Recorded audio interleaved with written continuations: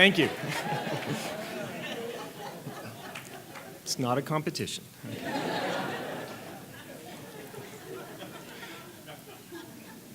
When I think of the legacy of this wonderful program, I think about the diversity of academic approaches all working towards a common goal of understanding the U.S. healthcare system.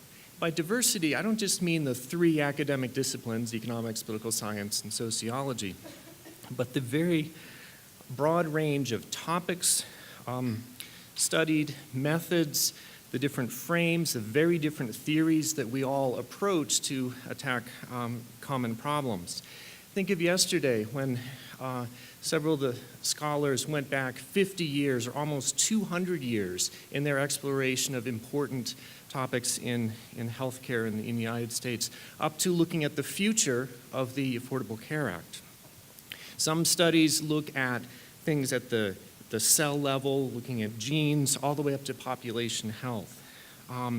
Some studies use very, very cutting-edge statistical methods. Others use no quantitative data at all, and both methods can be really insightful in learning.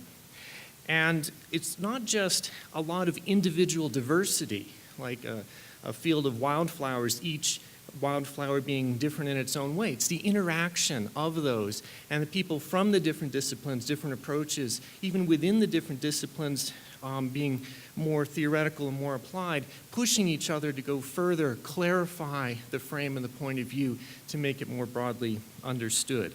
I think this is the legacy. I think about every year in early November, I get a stack of applications, and it was sort of like going into your grandparents' attic and finding an old dusty trunk, right? And you open up the trunk and you start looking through. And it's not just that you find really interesting things. You find things that you never even dreamed might have existed. This happened all the time, particularly when I was reading the sociology and political science applications, like, wow, who would have thought of that?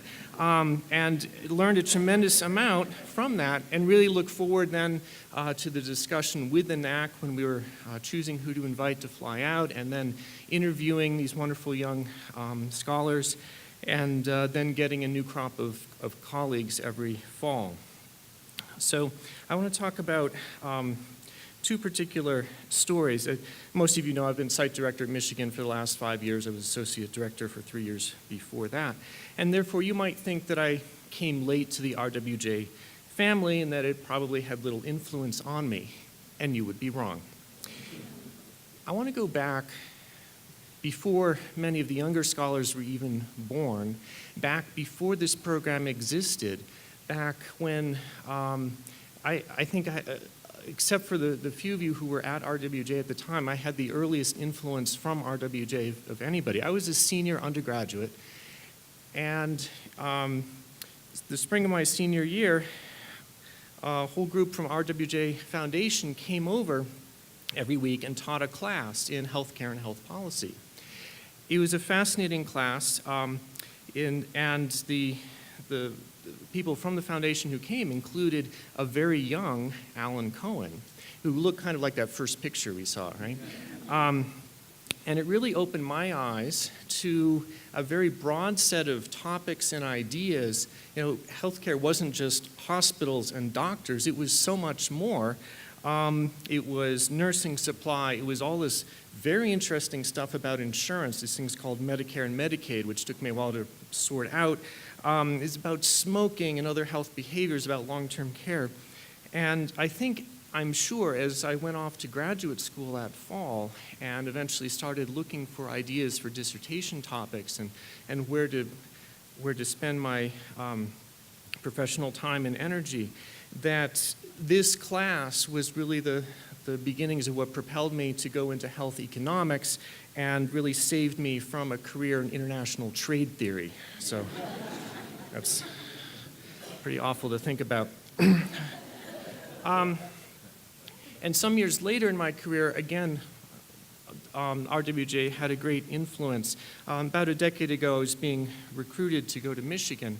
And, well, to understand this story, you have to know that at UNC, where I was before, my department chair in public health hated the department chair of economics. and the department chair of economics returned that hatred with interest, like a good economist.